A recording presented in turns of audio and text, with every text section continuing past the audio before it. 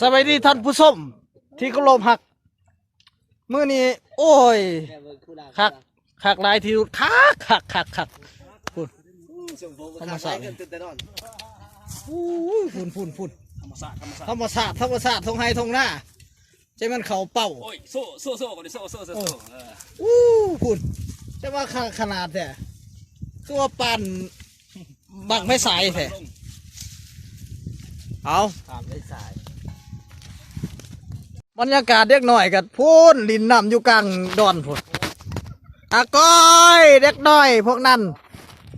มึงจะลินควายชนกันวะหันคือว่าเกือกกินดินปานควายแถวโอ้เอาง่ายหมาคนละท่า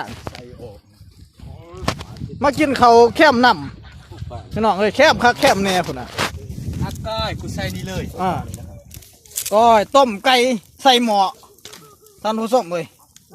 แซ่บสุดเลยนี่ไก่แจ๋บดยาที่หมูดิน้ำดื่มดิสาวหน่อย2 คนนี่เอ้ยอายอีกขี้น้องท่านผู้ชมเอ้ยปีละแล้วจักปีละเดี๋ยวเจ้านี่ฮะบ่อายที่สิอายสังคือถ้าสิศพแดงไปเลยอยู่ก้นนมหน่อยโอ้ยหย่อมผมแดงอีกปานฝรั่งเว้ยมาหอยยังนี่หอยจีคือหอยเสียบจีหอยโอ้เซฟแดนประแดกเซฟไม่แกงขี้แล้วธรรมศาสตร์บ้านเฮามันอุดมสมบูรณ์นะอยู่ลาวเฮานี่สิมาหาป่าแซมองผลงานล้วนๆท่านผู้ชมอันนี้ผลงานข่อยนี่แหละละเอามาฝากกันนี่ป้าเลยป้าไหนอันนี้ป้าได้ทงในน้ำมีดนตรีพื้นเมืองอีกนี่ใส่เฮ็ดให้พักนี่ไหมคักโอ้คักอีลีอลีอากายผู้สาวน้อยหัวอีกอยู่หุ่น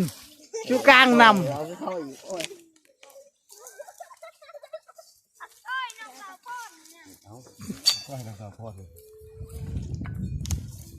เนี่ยติดตัวเดียวกินข้าวน้ำเบาเด้อ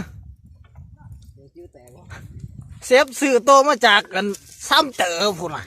ซ้ำเต๋อแกงปลาแกงปลาใส่ปลาแหลกมันวะโอ้ปลาสดห่อนจวนจักบาทมึงนู้แบบบ่เป่ามึงนู้หันอาจารย์ขยับพี่ดึ๊ขยับด้วยปลาอย่างวะสดแท้ๆเอาขึ้นมาจากหม้อกระถิ่มปุ๊อาใส่หันแล้วก็แม่นโรตีไข่เต็มท้องแม่ไข่นี่ปูมาเลยมือกล่องก็อดบ่ได้เลยโอ้อยากชิมเราเลยว่าชิมเลยที่ไข่โอ้ยมือกล่องวิเอาไหมล่ะโอ้โหจังมาดูดมือนี่ละขากหลายโอ้บักคำแพงข่อยบักคำผ่านจอกินไข่แดงกันไข่ก็จนหมดสุกตับหมูดิบยังกินของดิบก็ยังกินเนาะโอ้ผู้สาวซุ่มเขาเบิ่งผู้สาวหน่อยอยู่หุ่น2 คนกับผู้บ่าวหน่อย2 คนเป็น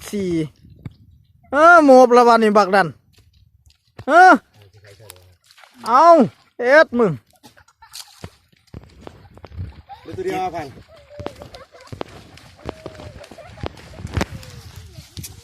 ไปวันนี้ผู้สาวสิไปอาบน้ำแล้วโอ้โหโอ้ชีวิตบ้านให้บ้านหน้าลอยน้ำลอยแข่งกัน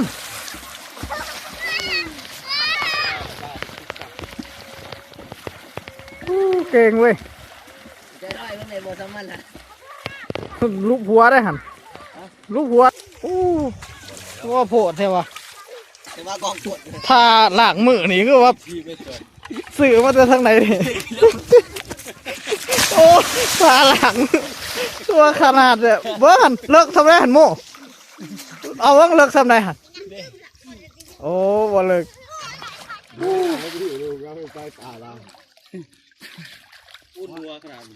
โอ้ลงมือพี่น้องเลยบ้านนี้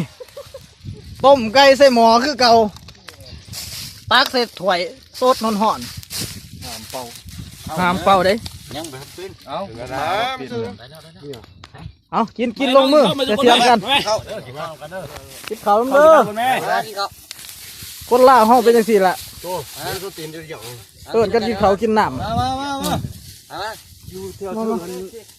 เห็นช่อง3ตู้ปลาเมื่อกี้ ำตัวใหญ่หรอ นั่นเลย โอ้จะเลยอาจจะไปปราบมันโอ้ขาดเอ้าลงมือได้บ่นี่ เอามาแม่น้องกินกันไหม เอามา แม่พูดจะกันไหม ไม่ได้ ได้ กันไหม ตักก้อย โอ้กินหน่อยกินแจวเด้อ มาแม่น้อง